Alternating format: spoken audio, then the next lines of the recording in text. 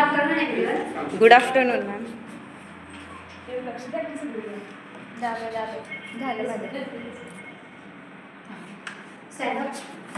तुला P V Sindhu माहीत असतील.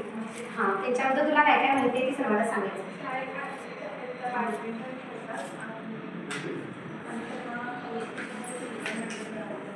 बरोबर. तर आजचा आपला टॉपिक आहे P V Sindhu and icon of success.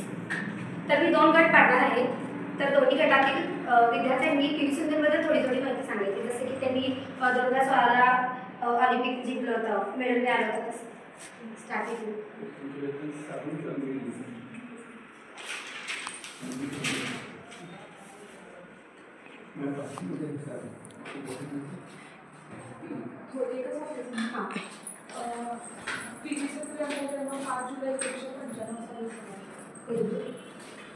P V. Sindhu या बॅडमिंटन प्लेयर असतात. अजून पी.व्ही. सिंधू यांना 2016च्या ऑलिम्पिकमध्ये सिल्वर मेडल मिळालं. पी.व्ही. सिंधू यांना अर्जुन अवॉर्ड मिळाला.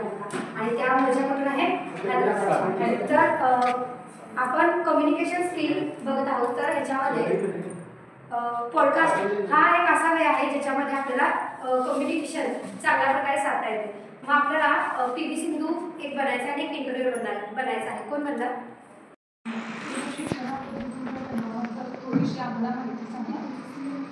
माझं नाव उसरला व्यंकटेश सिंधू आहे.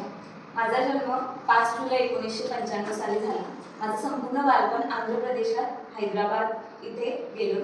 लहानपणापासून बॅडमिंटनची आवड असल्यामुळं त्याच क्षेत्रात कामगिरी करणं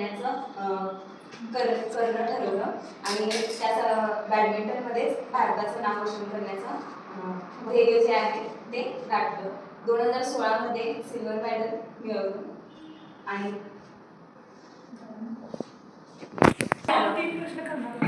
तुम्ही पाहिलं पी व्ही सिंधू या इंटरव्ह्यू देत होत्या आणि मूलतः हा क्वेश्चन विचारत होता communication and another communication is a podcast. You see podcast? Yes.